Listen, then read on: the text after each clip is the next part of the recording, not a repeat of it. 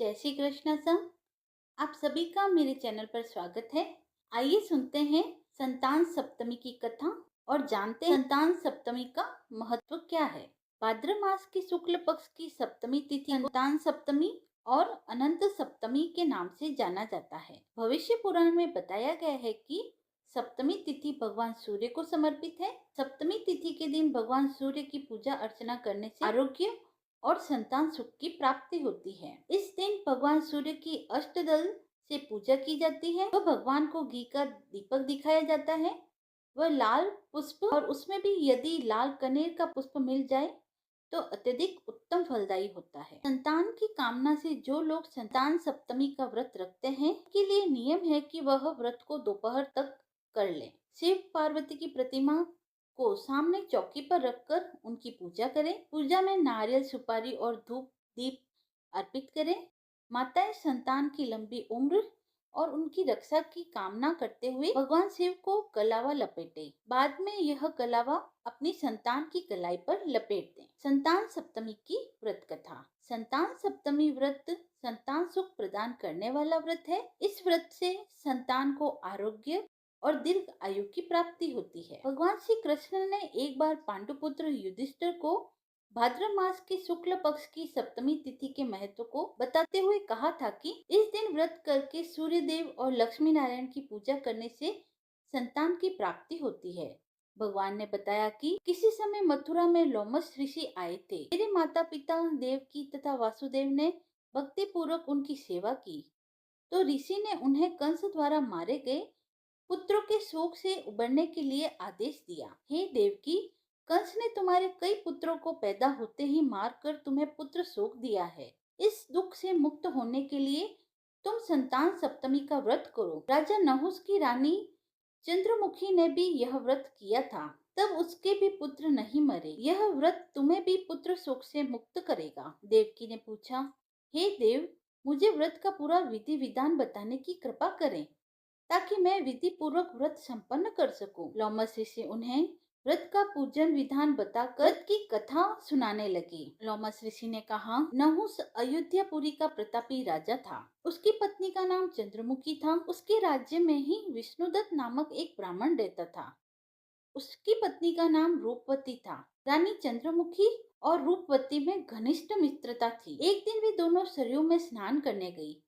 वहां अन्य स्त्रियां भी स्नान कर रही थी। उन स्त्रियों ने वहीं पार्वती शिव की प्रतिमा बनाकर विधि पूर्वक उनका पूजन किया। तब रानी चंद्रमुखी तथा रूपवती ने उन स्त्रियों से पूजन का नाम तथा विधि पूछी। उन स्त्रियों में से एक ने बताया, हमने पार्वती सहित शिव की पूजा की है। भगवान शिव का डोरा बांधकर हमने संकल्प लिया है कि जब तक जीवित रहेंगी तब तक यह व्रत करती रहेंगी। यह मुक्ताभरण व्रत सुख तथा संतान देने वाला है। उस व्रत की बात सुनकर उन दोनों सखियों ने भी जीवन पर्यंत इस व्रत को करने का संकल्प करके शिवजी के नाम का डोरा बांध लिया। परंतु घर पहुंचने पर वे संकल्प को भूल गई। फलतः मृत्यु के पश्चात रानी वानरी तथा ब्राह्मणी मुर्गी की योनि में पैदा हुई। कालांतर में दोनों पशु योनि छोड़कर पुनः मनुष्य योनि में आई। चंद्रमुखी मथुरा के राजा पृथ्वीनाथ की रानी बनी तथा रूपवती ने फिर एक ब्राह्मण के घर में जन्म लिया। इस जन्म में रानी का नाम ईश्वरी तथा ब्राह्मणी का नाम भूषणा था। भूषणा का विवाह राज पुरोहित अग्निमुखी के साथ हुआ।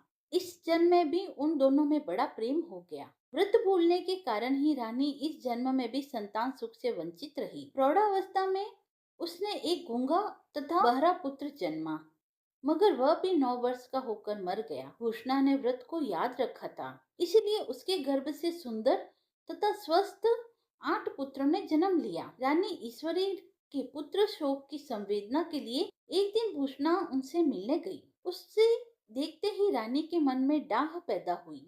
उसने भूषणा को विदा करके उसके पुत्रों को भोजन के लिए बुलाया और भोजन में विष मिला दिया। परंतु भूषणा के व्रत के प्रभाव से उनका बाल भी बाका नहीं हुआ। इससे रानी को और अधिक क्रोध आया। उसने अपने नौकरों को आज्ञा दी कि भूषणा के पुत्रों को पूजा के बहाने यमुना के किनारे ले जाकर गहरे जल में धकेल दिया जाए। तो भगवान शिव और माता पार्वती की कृपा से इस बार भी भूषणा के बालक व्रत के प्रभाव से बच गए।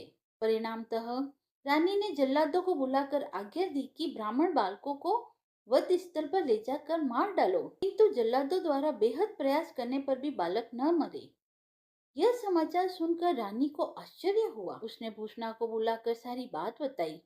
फिर क्षमा याचना करके उससे पूछा, किस कारण तुम्हारे बच्चे नहीं मर पाए? भूषणा बोली, क्या आपको पूर्व जन्म की बात स्मरण नहीं है? रानी ने आश्चर्य से कहा, नहीं, मुझे तो कुछ याद नहीं है।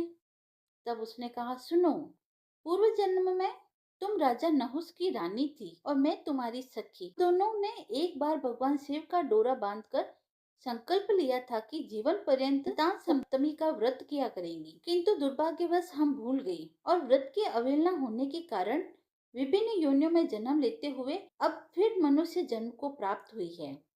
अब मुझे उस व्रत की याद हो आई, इसीलिए मैंने व्रत किया। उसी के प्रभाव से आप मेरे पुत्रों को चाह कर भी नहीं मरवा सकी। यह सुन रानी ईश्वरी ने भी विधि पूर्वक संतान सुख देने वाला यह मुक्ताभरण व्रत रखा। तब व्रत के प्रभाव से रानी पुनः गर्भवती हुई और एक सुंदर बालक को जन्म दिया।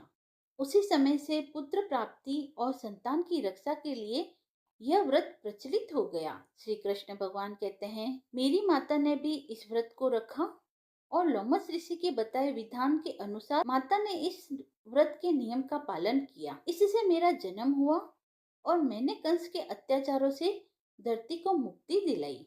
कथा समाप्त हुई।